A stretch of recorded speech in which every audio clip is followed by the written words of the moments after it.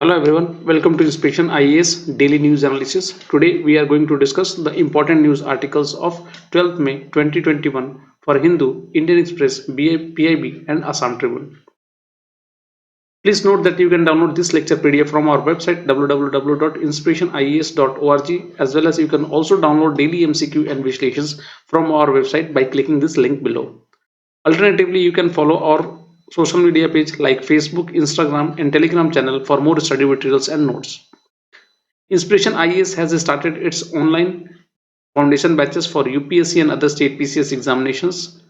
So if you are preparing for UPSC or other state PCS, then you can enroll in our online foundation batches where you can prepare civil services from the luxury of your home itself.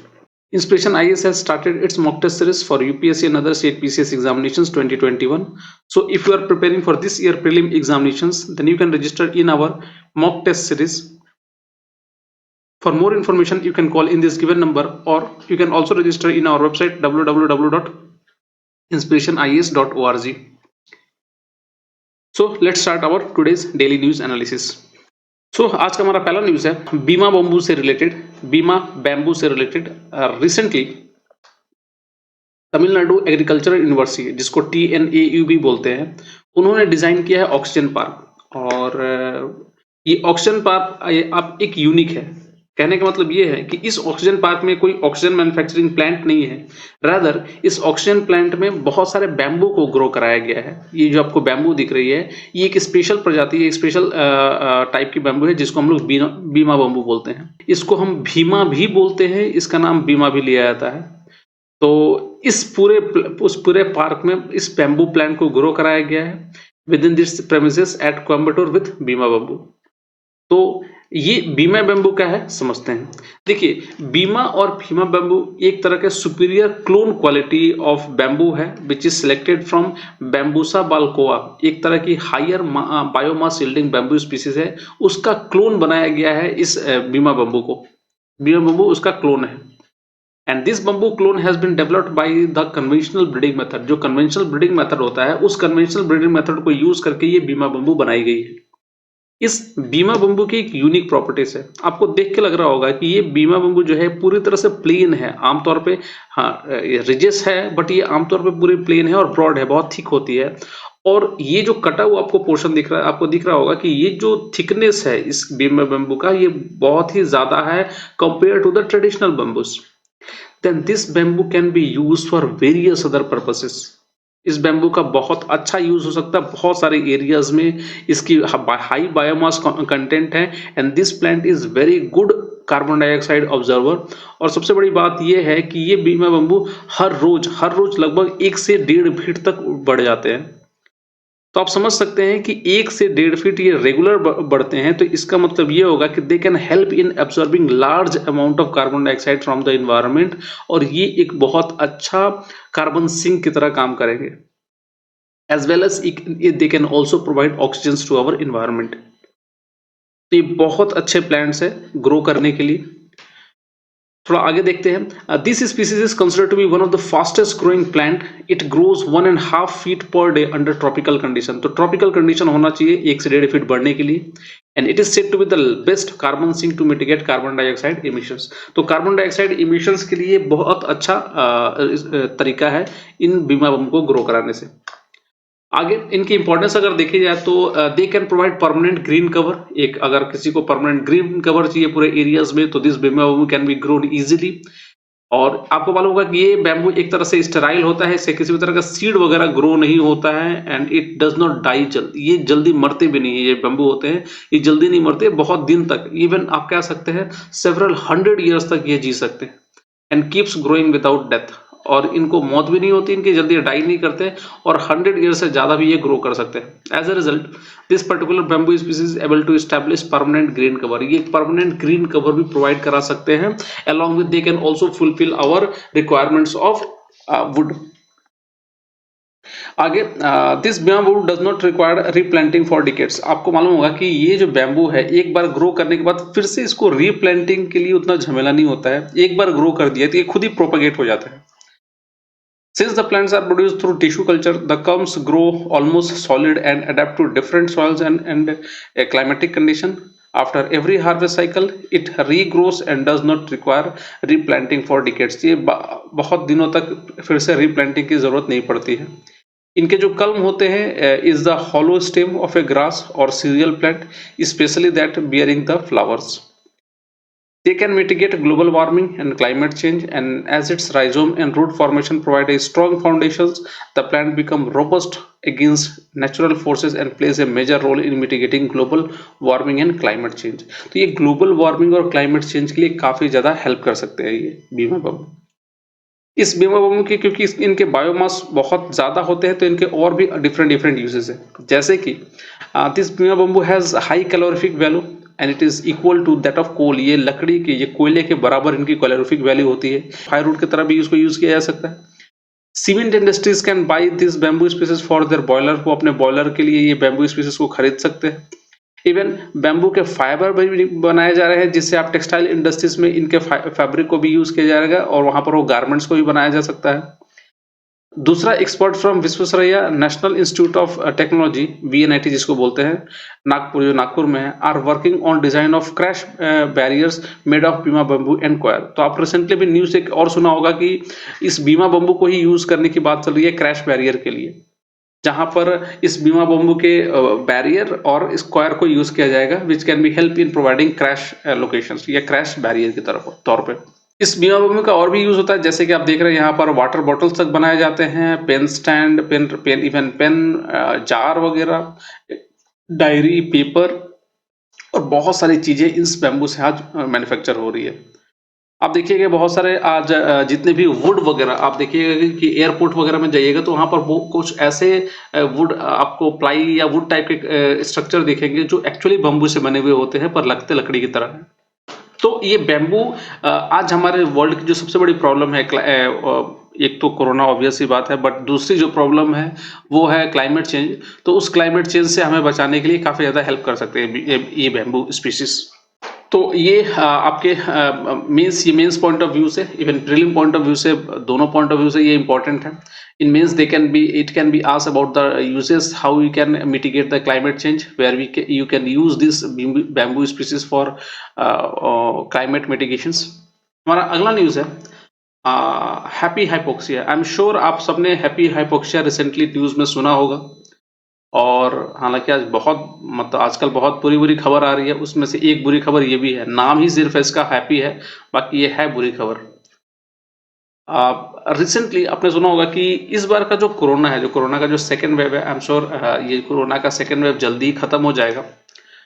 कहा माना ये जा रहा है कि 10 से 12 मतलब लगभग 15 जून मई तक इसके पीक आने की बात हो रही है, पीक होने की बात हो रही है, but I am sure not. देखिए कब तक ये होता है। इसमें ब्लैक फंगस हम लोग सुन ही रहे हैं कि ब्लैक फंगस जो पेशेंट जो ठीक हो चुके हैं कोरोना वायरस से, उनको ब्लैक फंगस हो रहा है, and which is causing their eye loss, और बाकी डेथ भी हो रही है उस ब्लैक फंगस से। उसमें से दूसरा जो सिम्टम्स अभी निकल के आ रहा है, जो अधिकतर यंग पेशेंट्स को हो रहा है, जो 30s या 20s या 30s में जो है, और उनको एक डिजीज हो रही है जिसको हम लोग बोलते हैं हैप्पी हाइपोक्सिया। अब हाइपोक्सिया हम आप सबको मालूम होगा कि हाइपोक्सिया का मतलब होता है ऑक्सीजन की कमी आपके बॉडी में, जिसके चलते मोस्ट ऑफ योर मींस आपके बॉडी के जो जितने भी इंटरनल ऑर्गन्स है वो डेथ करने लगते हैं due to lack of oxygen. तो ये हैप्पी कैसे हो गया ये ऑक्सीजन हाइपोक्सिया? तो बेसिकली देखिए, ये हैप्पी, पहले हाइपोक्सिया समझते हैं हमें क्या होता है, फिर उसके बाद हम लोग डिस्कस करेंगे हैप्पी हाइपोक्सिया। आमतौर पे हाइपोक्सिया जो होता है आपके ब्लड में नॉर्मल जो ऑक्सीजन लेवल की रिक्वायरमेंट होती है, ऑक्सीजन की जो लेवल होती है नॉर्मल ब्लड स्ट्रीम में, वो 95% होती है। बट एक कोविड पेशेंट में ये ऑक्सीजन का लेवल 40% तक चला जा रहा है आजकल, और ये 40% बहुत ही क्रूशियल कंडीशन होता है, बहुत ही डेंजरस स्टेज है, जहां पर ऑलमोस्ट डेथ होने के चांसेस ऑलमोस्ट 90% रहते हैं।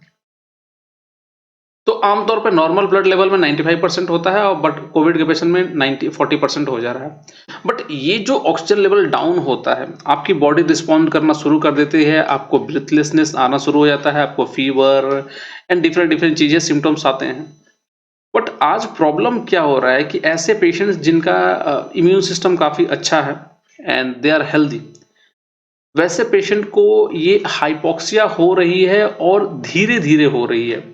मतलब ब्लड के लेवल में ऑक्सीजन धीरे-धीरे कम हो रहा है और उस पेशेंट्स को बाहरी तौर पे कुछ नहीं मालूम चल रहा है because their body is almost fine, they are not showing any excess symptoms, their body doesn't show any symptoms regarding this change in oxygen level due to their good immune system. दूसरा condition ये हो रहा है कि अचानक से जब level oxygen का लेवल इतना कम हो जाता है कि उस पेशेंट के पास फिर टाइम नहीं बचता है और ऑलमोस्ट फटाक से उनकी बहुत ही स्पॉन्टेनियसली डेथ हो जाती है कुछ ही समय में। तो इसको उन्होंने नाम दिया है मेडिकल कम्युनिटी ने हैप्पी ऑक्सीजन, इसको साइलेंट हाइपोक्सिया भी बोला जाता है।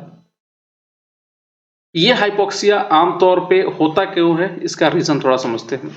देखिए while hypoxia is a warning signal for imminent failure of vital body organ like the kidney, brain, heart and usually accompanied by prominent breathlessness, happy hypoxia does not prompt any such obvious external signs. As a result, in the initial stage of the sickness, the COVID patient on the outside appears to be all right and happy. जैसे हमने कहा कि इस condition में patient आमतौर पे happy लगता है, बट मसला क्या होता है थोड़ा समझिए। देखिए ये आपको हमारा ये सर्कुलेटरी सिस्टम आपको दिख रहा होगा, ये हमारा हार्ट है and the heart helps in transporting the blood to different parts of the body. अब इस हार्ट को जो ऑक्सीजनेटेड ब्लड सप्लाई करता है, जो ऑक्सीजनेटेड ब्लड जहाँ पर हमारा ये जो ब्लड होता है ऑक्सीजनेटेड या प्यूरिफाई होता है, वो होता है लंग्स। ये रहा लंग्स।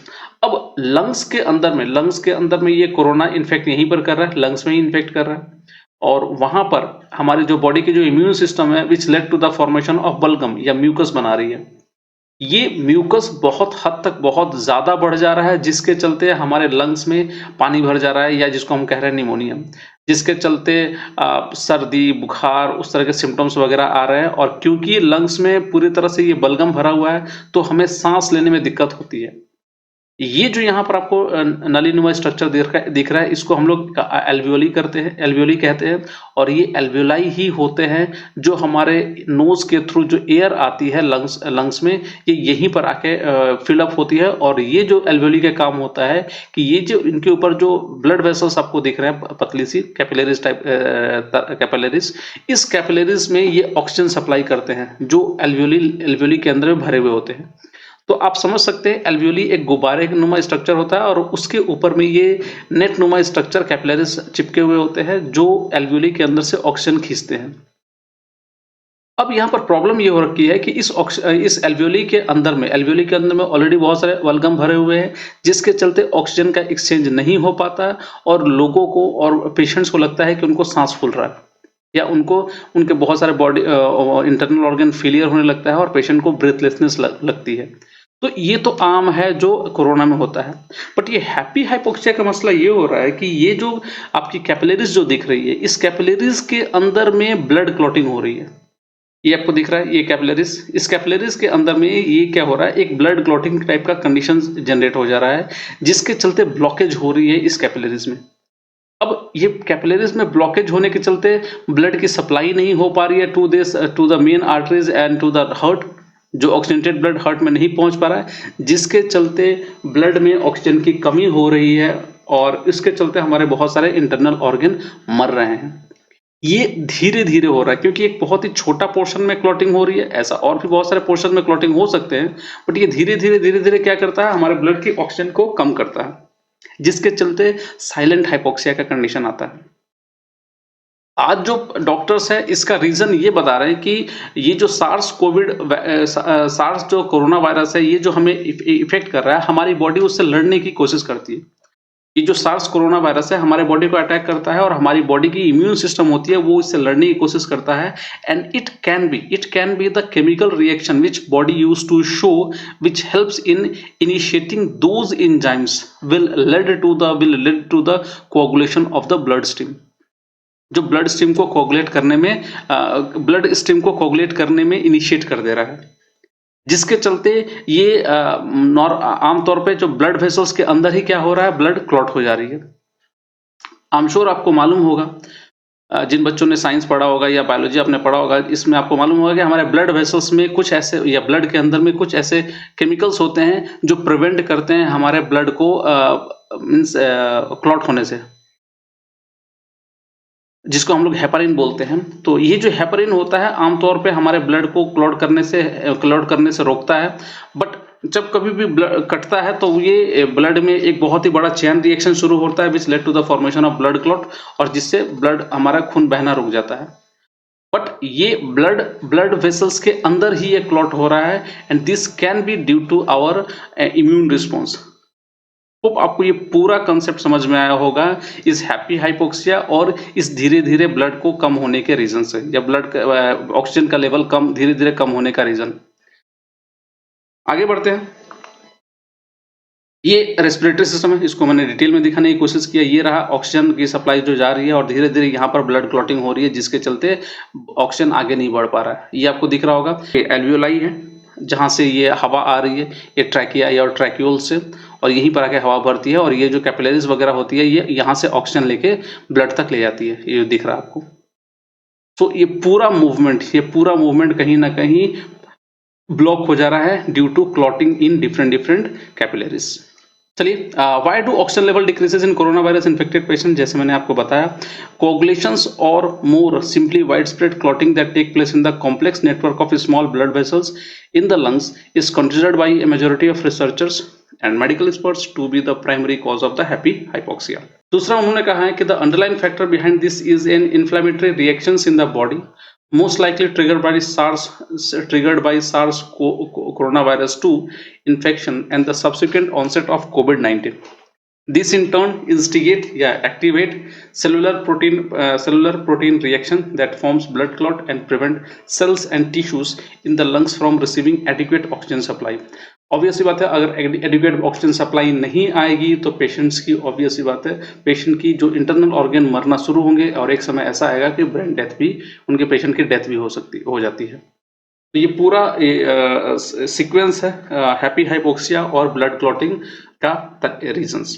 अब ऐसे पेशेंट्स जिनको ये हैप्पी हाइपोक्सिया हो रहा है कि नहीं हो रहा है कैसे मालूम चलेगा, क्योंकि बॉडी तो सिम्टम दिखाती नहीं है। तो इसका तरीका क्या है? देखिए, आई एम श्योर आज अधिकतर इंडियन घरों में ये मतलब ब्लड ऑक्सीमीटर सबके पास होगा। ये वो ब्लड ऑक्सीमीटर है।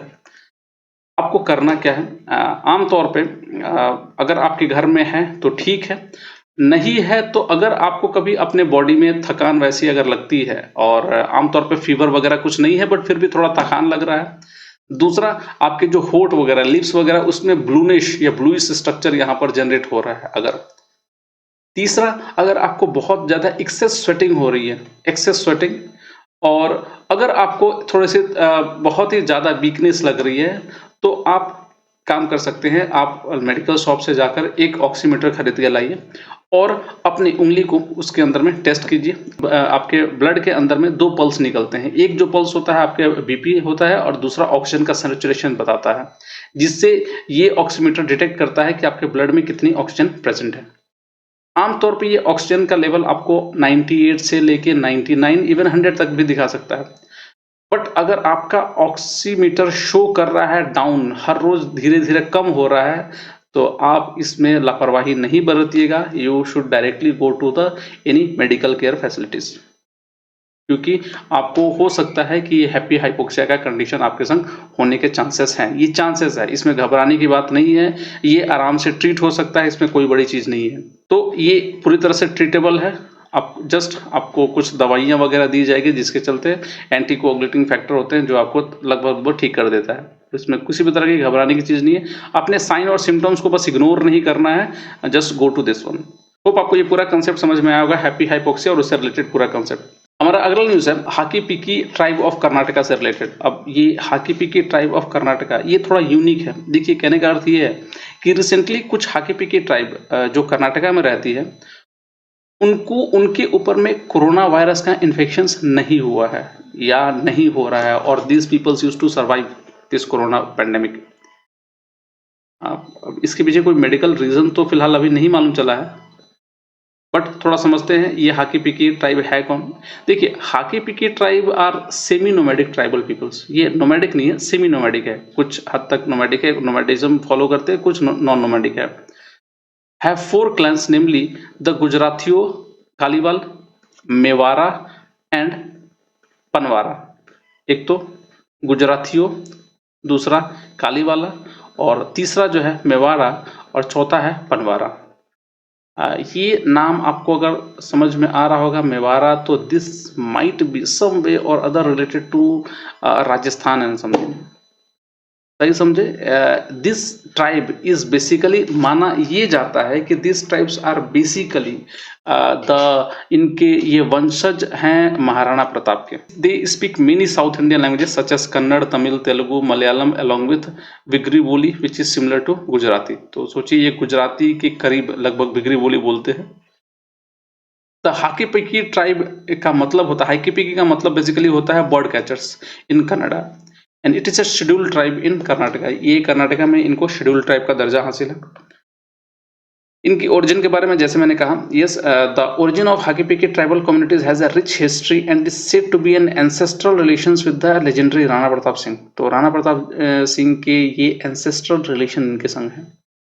Hakipiki tribal community are a Kshatriya or warrior tribal community who had to migrate to southern India after their defeat with Mughal king। मुगलों से हारने के बाद, आपको आई एम श्योर याद होगा आप लोग को ये हिस्ट्री, तो इस हिस्ट्री में मुगलों से हारने के बाद ये जो पूरी ट्राइब थी ये साउथ की तरफ चली गई थी मुगलों से बचने के लिए। और उनके ऊपर में अभी रिसेंटली कोरोना का इन्फेक्शन नहीं हो रहा है या ना के बराबर हो रहा है। तो I am sure it is a thing of research. हो सकता है बाद में मालूम चले कि ये क्यों, रीजन क्या है इसके पीछे। हमारा अगला न्यूज़ है Christchurch call to actions. Recently एक प्रोग्राम चालू हुआ है, एक इनिशिएटिव चालू हुआ है यूनाइटेड स्टेट, फ्रांस और बाकी कंट्रीज ने। ये एक यूनिक इनिशिएटिव है और ये दुनिया को ऑनलाइन एक्सट्रीमिज्म से बचाने के लिए ये प्रोग्राम है, इनिशिएटिव है। देखिए आज वेबसाइट ने या इंटरनेट ने बहुत सारी सहूलियतें दी है और बहुत इंसानियत के लिए सबसे क्रांतिकारी इन्वेंशन है। बट इस इंटरनेट ने बहुत सारी प्रॉब्लम भी क्रिएट किया है, जैसे कि आमतौर पर और भी बहुत सारे हैं, बट ऑनलाइन एक्सट्रीमिज्म्स और उससे रिलेटेड टेररिज्म्स ये बहुत हद तक इस इंटरनेट ने बहुत ही आसान कर दिया है। आज बैठे बैठे कोई भी दूसरे कंट्री में किसी भी तरह का दंगा या राइट्स करवा सकता है और ये इंटरनेट ने फैसिलिटीज दे दिया है। आप बहुत लोगों तक चंद सेकंडों में पहुंच सकते हैं और इसके चलते ही आज दुनिया में बहुत बड़े बड़े जो आप देखिएगा कि राइट्स वगैरह जो हुए हैं वो इस इंटरनेट का सहारा लिया गया है। तो समझते हैं आखिर ये Christchurch call to action initiative है क्या, इसमें करना क्या चाहते हैं लोग। देखिए, Christchurch call to action was launch during the online extremism summit in Paris, France in 2019। Christchurch जो जगह है ये न्यूजीलैंड का एक शहर है और इस क्राइस्ट चर्च में एक बार बहुत सारे मुस्लिमों के ऊपर में अटैक हुआ था और बहुत सारे मुस्लिमों को मार दिया गया था। ये न्यूजीलैंड में पड़ता है और इसके उपलक्ष्य में उसके अगेंस्ट यहाँ पर एक समिट हुआ था जिसने ऑनलाइन एक्सट्रीमिज्म को खत्म करने के लिए समिट किया गया था फ्रांस पेरिस में। द समिट वॉज को chaired by New Zealand and France. New Zealand के, ये आपको देख रहे हैं, न्यूजीलैंड एंड फ्रांस दोनों इस समिट को को चेयर्ड किए थे। और द नेम, जैसे हमने कहा, the call is named after the New Zealand city in Christ church. 51 members of the Muslim community were murdered in a live stream terrorist attack in 2019। हाँ, और ये यूनिक था कि यहाँ ये जो टेररिस्ट अटैक हुआ था ये लाइव स्ट्रीम हुई थी, पूरी दुनिया ने देखा था ये टेररिस्ट अटैक। ऑब्जेक्टिव क्या था? The Christchurch call is a global pledge by a member government and technology partners. Under this they work together to address terrorist and violent extremist content online. तो जितने भी extremist content है online उसको हटाने की बात चलेगी और इस तरह की चीजें जो एक्सट्रीमिज्म की चीजें हैं उसको खत्म या कम करने की बात की जाएगी। इसके member countries almost 17 countries originally signed the agreement. 17 country already sign कर चुके हैं इस एग्रीमेंट को and another 31 countries signed the agreement later. India is one of the member countries. अब इंडिया जैसे कंट्रीज ऑब्वियसली बात है इस तरह के कंटेंट को इस तरह के एग्रीमेंट को साइन करेंगे, क्योंकि पूरे दुनिया में अगर कोई कंट्री है जो इस टेररिज्म से ग्रसित है तो वो हम हैं। India is always prone to this type of terrorist activities और हमें सदियों से हम आज घुसपैठिए टेररिस्ट को झेलते आए हुए हैं। तो ऑब्वियस सी बात है, अगर इस तरह की कोई भी इनिशिएटिव चलती है तो इंडिया ज़रूर उसका मेंबर रहेगा। Next, the pledge is non binding. ये प्लेज जो है वो नॉन बाइंडिंग, ऐसा नहीं है कि आपको मानना ही पड़ेगा। And it consist of 3 sections और कमिटमेंट, 3 कमिटमेंट है इसके। क्या? The government online service providers and ways in which the earlier two can work together. ठीक है, गवर्नमेंट और ऑनलाइन सर्विस प्रोवाइडर, और कौन कौन से तरीके होंगे जो दोनों काम कर सकते हैं इस तरह के कंटेंट को खत्म करने के लिए। मेजर्स क्या लिए जाएंगे? The plan committee government international organisation and internet companies to perform a range of measures. तो इसमें कौन कौन से होंगे? एक तो गवर्नमेंट इंटरनेशनल ऑर्गेनाइजेशन होगी, गवर्नमेंट होंगे और इंटरनेट कंपनियां, क्योंकि उनकी जरूरत पड़ेगी, गूगल, माइक्रोसॉफ्ट वगैरह की, क्योंकि उनको ही एंड में हटाना है इन सब चीजों को। इसमें क्या होगा? एक तो होगा डेवलप किया जाएगा developing tools to prevent the upload of terrorist and violent extremist content. किसी भी तरह के टेररिस्ट और वायलेंट एक्सट्रीमिस्ट कंटेंट को कोई अगर अपलोड कर रहा है तो उसको ये लोग प्रिवेंट करेंगे, पहला। दूसरा, countering the roots of violent extremism. किसी भी तरह के अगर वायलेंट एक्सट्रीमिज्म का अगर कोई ऑनलाइन प्रचार कर रहा है तो उसके रूट्स तक पहुंचेंगे और उसको खत्म किया जाएगा। तीसरा, increasing transparency around the detection and removal of content. ये एक पूरी तरह से ट्रांसपेरेंट मेथड होगा जहां पर हर तरह के कंटेंट को हटाया जाएगा। And ensuring that algorithm design and use by companies do not direct users towards violent and extremist content.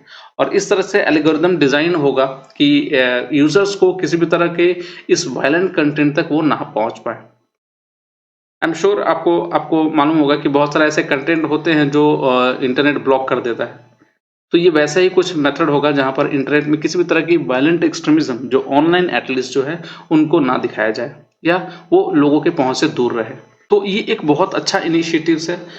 ये अगर फ्रूटफुल होगा तो बहुत सारी जानें बचाई जा सकती है इस वायलेंट एक्सट्रीमिज्म से। हमारा अगला न्यूज है ग्लोबल मिथेन असेसमेंट रिपोर्ट से रिलेटेड। रिसेंटली एक रिपोर्ट रिलीज हुआ था, उसका टाइटल था global methane assessment benefit and cost of mitigating methane emissions suggested that the world needs to dramatically cut methane emissions to avoid the worst of climate change। हमें इस methane emissions को खत्म करना पड़ेगा अगर हमें क्लाइमेट चेंज से बचना है तो। आई एम श्योर आप लोगों को मालूम होगा क्लाइमेट चेंज एक बहुत बड़ी प्रॉब्लम है आज की दुनिया के लिए, और इसमें मीथेन सबसे बड़ा रोल प्ले कर रहा है because it is a potent green house gas. ये रिपोर्ट जो है उसको रिलीज किया है Clean Climate and clean Air Coalitions and the United Nation Environment Programme. Objective क्या है इस रिपोर्ट का? The report has suggested that the world needs to dramatically cut methane emissions to avoid the worst of climate change. तो इस पूरे दुनिया को हमें मीथेन का कंजम्पशन या प्रोडक्शंस को खत्म करना पड़ेगा या कम करना पड़ेगा, तभी हम क्लाइमेट चेंज से बच सकते हैं। की फाइंडिंग इस रिपोर्ट ने क्या क्या दिया है? जैसे उन्होंने कहा कि human caused methane emissions are increasing faster currently than at any other time since record keeping began in 1980s। 1980s से जब रिकॉर्ड करना शुरू हुआ था तब से लेके अभी का जो टाइम है, अब ये human used methane emissions, human caused methane emission बहुत ही ज्यादा बढ़ा है प्रीवियस टाइम से। Carbon dioxide level has dropped during the novel corona virus disease. Obvious सी बात है, नोवल कोरोना वायरस के पेंडेमिक के टाइम में कार्बन डाइऑक्साइड का इमिशंस तो कम हुआ है, but this was a cause of concern as methane was an extremely powerful greenhouse gas and it was responsible for about 30% of global warming since pre-industrial time। तो pre-industrial time से लेके अभी तक ये पूरे ग्लोबल वार्मिंग का 30% हिस्सा ये खुद मीथेन करता है। And more than half of the global methane emissions stem from human activities in 3 sector। और अधिकतर इसमें से 30% में से अधिकतर जो हिस्सा है वो ह्यूमन एक्टिविटीज के चलते निकलता है, जिसमें से एक है फॉसिल फ्यूल को जलाना जिसका 35% है, वेस्ट जो 20% देता है, एंड एग्रीकल्चर जो होता है ऑलमोस्ट 40% निकलता है। तो ये कुछ वेज होते हैं जहां पर ह्यूमन एक्टिविटीज के चलते इतने सारे मीथेन रिलीज हो रहे हैं। Climate and clean air coalition के बारे में समझा जाए तो climate and clean air coalition is a voluntary partnership of government, inter government organisations, businesses, scientific institution and civil society organisations. इनका एम है the coalition aims to protect the climate and improve air quality through actions to reduce short lived climate pollutants. ये short lived climate pollutants उनको खत्म या कम करने की बात ये लोग करते हैं, and India is a member of this coalitions. Short lived climate pollutants होते क्या है? देखिए, short lived climate pollutants are climate pollutants that remain in the atmosphere for a much shorter period of time than carbon dioxide. तो ये carbon dioxide से भी कम period तक रहते हैं ये लोग, and though short lived they have the potential to warm the atmosphere many times greater than carbon dioxide। ये थोड़े समय के लिए रहते जरूर है, बट कार्बन डाइऑक्साइड से ज्यादा ये पोटेंट ग्रीन हाउस गैस है। and this several short lived climate pollutants like black carbon, जैसे कि black carbon, methane, tropospheric ozone and hydrofluorocarbons, these alone are responsible for up to 45% of current global warming। तो ये सभी मिला के लगभग 45% का करंट ग्लोबल वार्मिंग ये लोग देते हैं, रिस्पॉन्सिबल है। थोड़ा मीथेन के बारे में समझा जाए तो बायोलॉजिकल सोर्स जो होता है ये CH4 इसका फॉर्मूला होता है, ये आपको दिख रहा होगा, I'm sure, ये कार्बन और ये हाइड्रोजन के। मीथेन जो होता है आमतौर पे एक तो बायोलॉजिकल सोर्स से निकलता है, हमारे खाने वगैरह ये सब ये सड़ने से। दूसरा जो होता है नॉन बायोलॉजिकल सोर्स, जैसे वोल्केनो वगैरह इरप्शंस होता है। तीसरा केमिकल डिग्रेडेशन से भी होता है, मीथेन निकलते हैं। एंड चौथा जो है माइक्रोबियल कंजम्पशन, माइक्रोबल या मिथानोजन जो बैक्टीरियाज वगैरह होते हैं, they use to release methane. Methane is a colorless, odorless and highly flammable gas composed of one carbon atom and 4 hydrogen atom. Methane is found in small quantities in Earth's atmosphere, and methane is also a powerful greenhouse gas. Major natural course of methane include emission from the wetlands and oceans, जहाँ पर चीजें सड़ती हैं, and from the digestive process of termites। termites वगैरह जो होते हैं, लकड़ी जो दीमक खाते हैं, उनके जो digestive process से बहुत ज्यादा मीथेन निकलता है। Methane source related to human activities include rice production activities या rice growing field से भी बहुत ज्यादा मीथेन निकलता है। Landfills जहाँ पर कचरा वगैरह फेंके जाते हैं वहां से भी निकलता है। And raising cattle can also be the reason for methane emissions and other ruminant animals and energy generations। और बहुत ज्यादा एनर्जी जनरेशन से भी ये मीथेन वगैरह रिलीज होता है इन्वायरमेंट में, which causes heavy greenhouse gas emissions या heavy global warming। सो मीथेन के रिडक्शंस के लिए बहुत सारे और भी इनिशिएटिव चल रहे हैं, जिसमें मीथेन को कम करना। दूसरी एक्टिविटीज जैसे कि आपके एग्रीकल्चर में जो राइस की कल्टीवेशन हो रही है, उसमें राइस और फिश एक संग ग्रो कराया जा रहा है, जिससे मीथेन का कंजम्पशन कम हो जाए या मीथेन का फॉर्मेशन कम हो जाए। और ऐसे बहुत सारे एक्टिविटीज हैं जहां पर मीथेन के इमिशंस को प्रोटेक्ट करने के लिए बहुत सारे काम हो रहे हैं। So that's all for today. आज के लिए इतना ही। कल हम फिर मिलते हैं DNA के एक अलग सेगमेंट में।